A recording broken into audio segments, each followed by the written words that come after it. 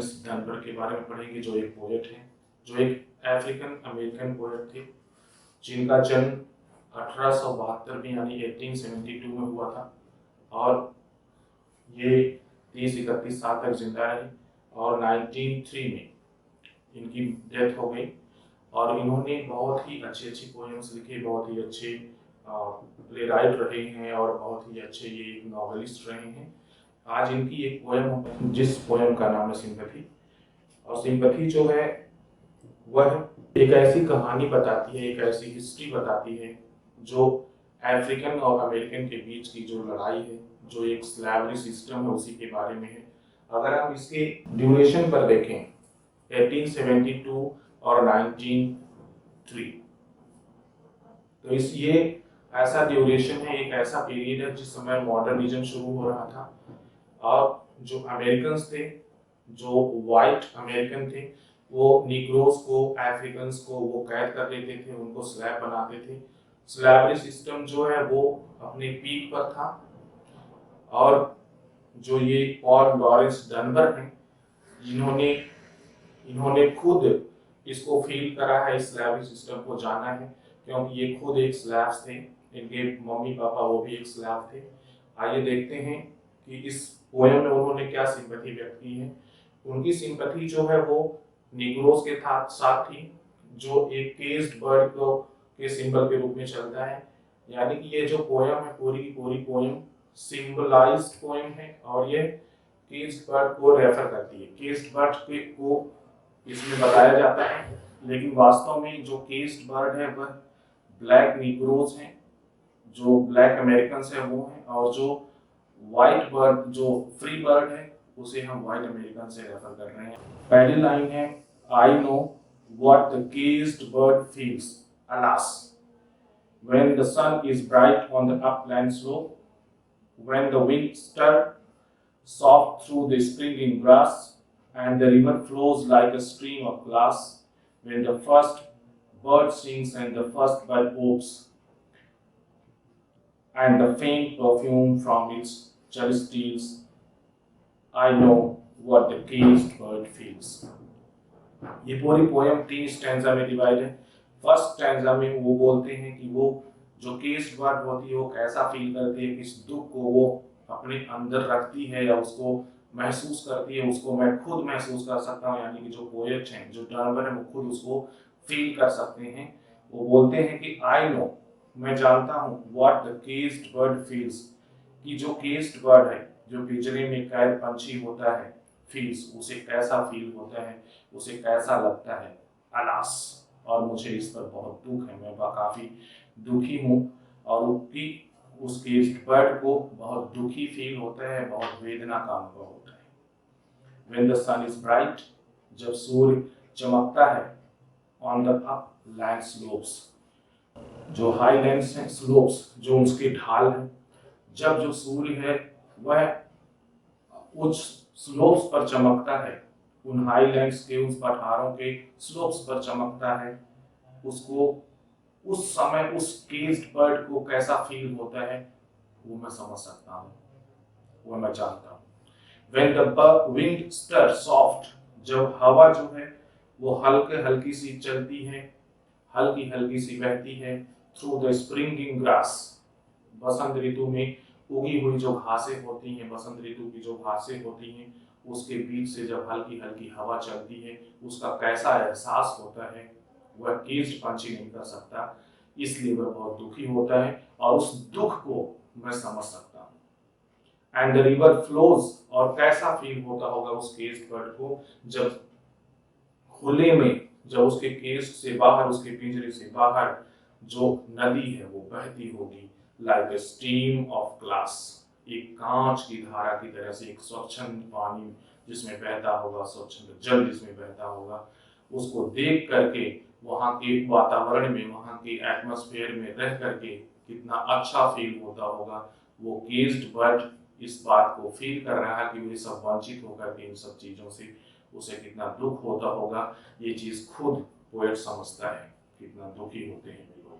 When the first bird sings, जब पहला पंछी गाता होगा पिंजरे से बाहर, जब फर्स्ट टाइम कोई पंछी गाता होगा and the first bird opes, और फर्स्ट जो पहली कली खिलती होगी, एंड द फेंट परफ्यूम, और एक हल्की हल्की सी भीनी भीनी सी खुशबू निकलती होगी फ्रॉम इट्स चेलिस्टिल्स। इसके चेलिस्टिल्स से, इसके चेलिस्टिल्स मतलब जो कप की तरह से शेप होता है उस फूल का, उससे यानी कि कप, उस कप से एक हल्की हल्की सी खुशबू निकलती होगी उस, और वह बिखरती होगी। इसको देख करके उसके इस बर्ड को इस कैसा फील होता होगा, ये मैं समझ सकता हूँ, ये पोएट समझ सकता है। I know what the caged bird feels. मुझे पता है कि जो केज्ड बर्ड है उसको कैसा लगता होगा, उसको कैसा फील होता होगा। यानी कि पूरी स्टैंजा में जो पोएट है वो बहुत ही दुखी है। वो बोलना चाहता है कि उसे फ्रीडम से वंचित कर दिया गया है, उस पंछी को, और वह पंछी अंदर ही अंदर तड़पता होगा, वह अंदर ही अंदर घुटता होगा। उसे बहुत दुख होता होगा जब वह बाहर के एटमॉस्फेयर को देखता होगा कि सन इज ब्राइट, कि सूरज चमक रहा है, सारे जो लैंड है, जो पूरी पृथ्वी है, वो उसके प्रकाश में प्रकाशित हो रही है, लेकिन वह उस प्रकाश से वंचित है। पूरी हवा चल रही है, हल्की हल्की सी हवा चल रही है, घास हिल रहे हैं, उसमें घासें झूम रही हैं, लेकिन यह केज्ड बर्ड इससे वंचित है। नदी बह रही है, कांच की धारा के समान बह रही है, उसके पानी स्वच्छ हैं, और जो पहला पंछी गा रहा होगा और फूल खिल रहे होंगे, और उन फूलों से हल्की हल्की खुशबू आ रही होगी।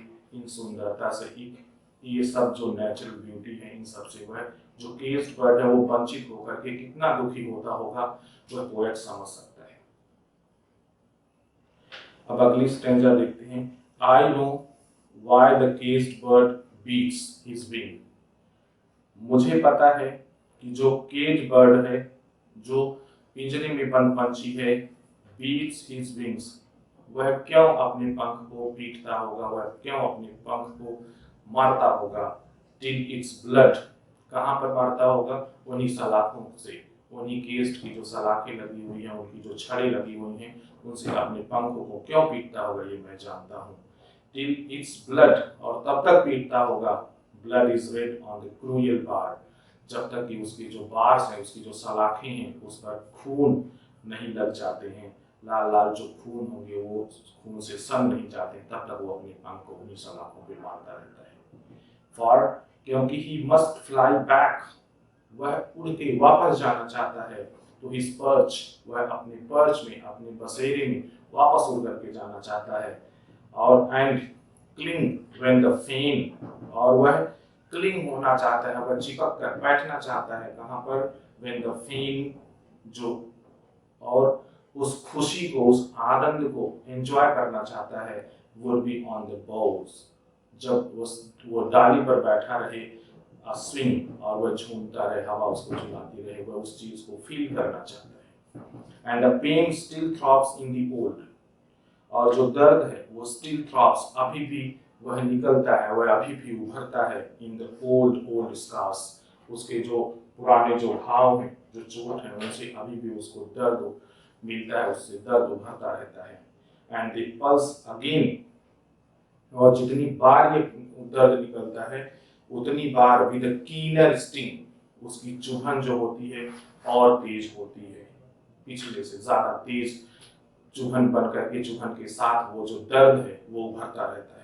आई नो, और मुझे पता है, why he beats his wings, और मुझे पता है कि वह सलाखों से अपने पंखों को क्यों मारता है, क्यों पीटता रहता है, क्यों उसे फ्रीडम चाहिए होती है, उसे केज के अंदर सफोकेशन होता है। तीसरी और लास्ट स्टैंजा है। आई know why the caged bird sings, मुझे पता है कि केज्ड बर्ड्स क्यों गाता है, क्यों वो गीत गाता है। आह मी, मुझे पता है उसमें दुख होता है। When his wings is bruised, जब उसके जो विंग्स होते हैं, जो उसके पंख होते हैं, वो ब्रूस्ड हो जाता है, जब उसमें घाव लग जाती है, चोट आ जाती है। एंड हिज बॉजम, और जो उसका शरीर है, सोल, उसमें ढेर सारे घाव के निशान हो जाते हैं, वो घायल हो जाता है। When he beats his bars, जब वह अपने बार्स को, अपनी उस सलाखों को बीट्स करता है, and he would be free, कि वह फ्री हो जाएगा, वह स्वतंत्र हो जाएगा, वह इस पिंजरे से बाहर निकल जाएगा। It is not a carol of joy, तो यह कोई हर्ष का, कोई उल्लास का गीत नहीं होता है, और ग्ली, जॉय और ग्ली, यह किसी हर्ष का, किसी उल्लास का गीत नहीं होता है, बट अ प्रेयर, बल्कि यह एक प्रेयर होती है, यह एक उसकी प्रार्थना है। He sends from his heart's deep core, वह अपने हृदय से, अपने हृदय की गहराई से उस दर्द को एक प्रेयर के रूप में भेजता है। कहाँ पर?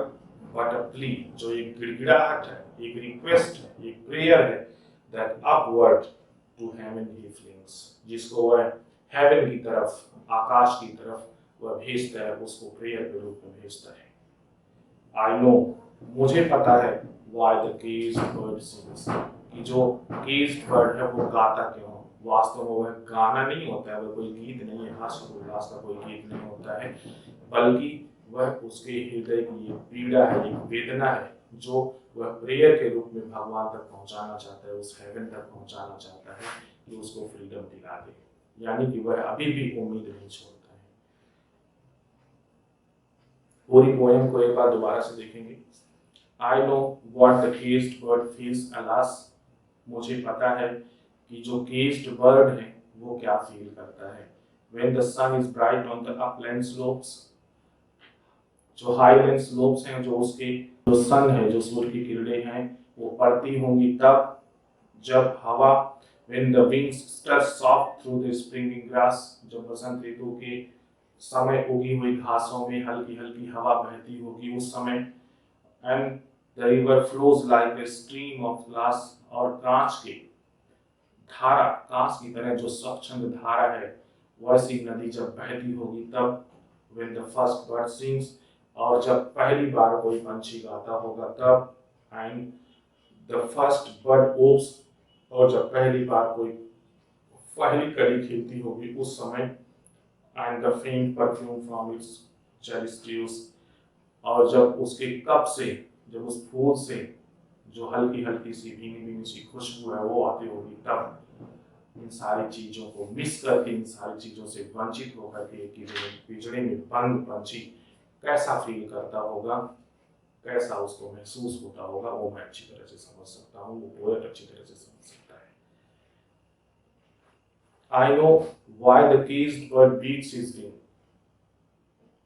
सेकेंड स्टैंजा में उन्होंने कहा कि वह अपने पंख को क्यों पीटता होगा, उस चीज को मैं महसूस कर सकता हूँ, उस चीज को मैं जानता हूँ। टिल, और कब तक पीटता है? इट्स ब्लड इज रेड, जब तक कि उसका जो ब्लड है, जो रेड ब्लड है, ऑन द क्रूएल बार्स, जब तक उस सलाखों पे लग नहीं जाता, जब तक उस वो जो पूरी सलाखें हैं वो उसके खून से सन नहीं जाती हैं, तब तक वह उस बार्स को, उस सलाखों को अपने पंख से पीटता रहता है, मारता रहता है। और क्योंकि he must fly back to his perch, क्योंकि वह वापस इस पिंजरे से निकल करके वापस उस अपने बसेरे में जाना चाहता है। and cling, और चिपकना चाहता है, अब चिपक के रहना चाहता है। when the flame would be on the boughs swing, जब शाखाएं जो हैं वो हिल रही होंगी, वो झूम रही होंगी, तो उस समय वह शाखाओं को पकड़ के चिपकना चाहता है और उसको एंजॉय करना चाहता है। And a pain still throbs in the old scars, और उसके जो गहरे घाव हैं, जो पुराने घाव हैं, उससे अभी भी और हमेशा उससे दर्द उभरता रहता है, दर्द निकलता रहता है। And they pulse again with keener sting, और जब जब दर्द निकलता है वह और भी ज्यादा तेज और भी ज्यादा चुभन के साथ होता है। I know why he beats his wings, मुझे पता है कि वह अपने पंख को क्यों पीटता है, क्यों मारता है। अब तीसरी और लास्ट स्टैंजा है। I know why the caged bird sings, मुझे पता है कि जो caged bird है वह क्यों गीत गाता है, वह क्यों गाता है। Me, when his wings is bruised, जब उसके wings जो हैं, जब उसके पंख जो हैं वो घायल हो जाते हैं, चोटिल हो जाते हैं, and his bosom sore, और जब उसके शरीर घायल हो जाता है, उस पर चोट आ जाती है। when he beats his bars, जब वह उन सलाखों को पीटता है, and he would be free, कि वह काश फ्री हो जाता, काश स्वतंत्र हो जाता, उस पिंजरे से बाहर आ जाता। This is not और ऐसी कंडीशन में कुछ नहीं होता, वो पिंजरे में ही रहता है, कुछ नहीं होता, so it is not a carol of joy और ग्ली। तो जब वो गीत गाता है तो यह कि कोई खुशी के गीत नहीं होते हैं, कि खुशी उल्लास या हर्ष के गीत नहीं होते हैं, बल्कि होते क्या हैं, but a prayer that he sense from his heart deep core. वह अपने हृदय से, अपने हृदय की गहराई से एक प्रेयर भेजता है, वह एक प्रार्थना करता है, बट अ प्ली, वह एक दलील होती है, that upward to heaven he flings, जिसको वह अपवर्ड आसमान की तरह वह फ्लिंग करता है, जिसको भेजता है, जिसको फेंकता है।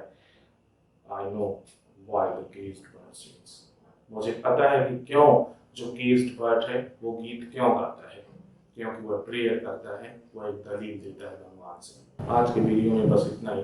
Thank you. अगर आपको ये वीडियो पसंद आई है तो इसको लाइक करें और अपने दोस्तों में शेयर जरूर करें, और इस चैनल को सब्सक्राइब करें और साथ में नोटिफिकेशन के बेल आइकन को प्रेस करना ना भूलें, ताकि हमारे आने वाली हर एक वीडियो की आपको नोटिफिकेशन मिलता रहे। अगर आपको इस टॉपिक से रिलेटेड कोई भी प्रॉब्लम है, कोई भी क्वेरी है, तो आप कमेंट बॉक्स में अपनी उस क्वेरी को, अपनी उस प्रॉब्लम्स को लिख सकते हैं।